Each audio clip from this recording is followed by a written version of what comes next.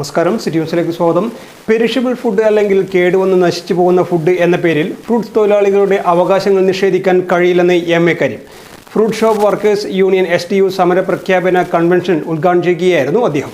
Fruits മേഖലയിലെ തൊഴിലാളികളെ fruit shop workers ആക്ടിന്റെ പരിധിയിൽ ഉൾപ്പെടുത്തി ആനുകൂല്യങ്ങൾ നൽകണമെന്നും STU ദേശീയ വൈസ് പ്രസിഡന്റ് എം.എ. കരീം ആവശ്യപ്പെട്ടു. പഴവർഗ്ഗങ്ങൾ കേടുവന്ന് നശിച്ചു പോകുന്ന ഫുഡ് എന്ന കാരണത്താൽ ഫ്രൂട്ട് ഷോപ്പിൽ ജോലി ചെയ്യുന്ന തൊഴിലാളികൾക്ക് ആനുകൂല്യങ്ങൾ നിഷേധിക്കണമെന്ന് ഒരു നിയമത്തിലും പറയുന്നില്ല. ഷോപ്പ് ആക്ടിന്റെ പരിധിയിൽ വരുന്ന ഫ്രൂട്ട്സ് തൊഴിലാളികളെ അവർ ജോലി ചെയ്യുന്ന ഷോപ്പുകളിൽ രജിസ്റ്റർ ചെയ്തിട്ടുണ്ടോ എന്ന് പരിശോധിച്ച് ഉറപ്പുവരുത്താനുള്ള ബാധ്യത ലേബർ ഓഫീസർമാർക്കാണ്. കുറച്ചു കാലമായി ഷോപ്പുകളിൽ പരിശോധന നടക്കാറില്ലെന്നും അത് കൃത്യമായി നിർവഹിക്കാൻ തൊഴിൽ വകുപ്പ് നടപടി സ്വീകരിക്കണമെന്നും എം.എ. കരീം പറഞ്ഞു.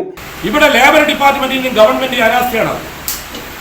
ഗവൺമെന്റ് തൊഴിൽ വകുപ്പ് കാലാകാലങ്ങളായിട്ട് ഒരു ലേബർ ഡിപ്പാർട്ട്മെന്റിന് ഇൻസ്പെക്ഷൻ നടത്തി, രജിസ്ട്രേഷൻ നടത്തി, ഓരോ സ്ഥാപനങ്ങളിലും ഷോപ്പേഴ്സ് ആൻഡ് കമ്പനീസ് ആക്ടിന്റെ ആക്ട് അനുസരിച്ച് ആക്ട് അനുസരിച്ചിട്ട് പ്രവർത്തിക്കുന്നത് ഈ സ്ഥാപനം ഇത് പരിശോധിക്കണം.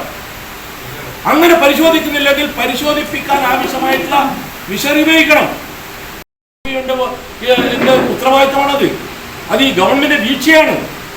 ഗവൺമെന്റ് കൃത്യമായിട്ടും ലേബർ ഡിപ്പാർട്ട്മെന്റിനെ കൃത്യമായും പ്രവർത്തിപ്പിച്ചാൽ ഈ കാര്യങ്ങൾക്കെല്ലാം ഒരു പരിധി ഉണ്ടാവും, അല്ലെങ്കിൽ ഒരു പരിഹാരം ഉണ്ടാവും. കെ. ഉമ്മർ അധ്യക്ഷത വഹിച്ചു. STU ജില്ലാ president Alikunju Panniyur, general secretary P Nasar, K. Rasheed, A. Muhammad Shafi, P Rajan, A.T. Aslam, P Sajeevan, K. Nasar, P Shakeer, M. Muneer തുടങ്ങിയവർ സംസാരിച്ചു. News desk, city news. കൂടുതൽ വാർത്തകൾ അറിയാൻ സിറ്റി ചാനൽ വാട്സ്ആപ്പ് ഗ്രൂപ്പിൽ ജോയിൻ ചെയ്യുക. അപ്പോൾ YouTube ചാനൽ സന്ദർശിക്കുക. വാർത്തകളുടെ അവസാനിക്കുന്നില്ല. മറ്റൊരു വാർത്തയുമായി വീണ്ടും കാണാം. നമസ്കാരം.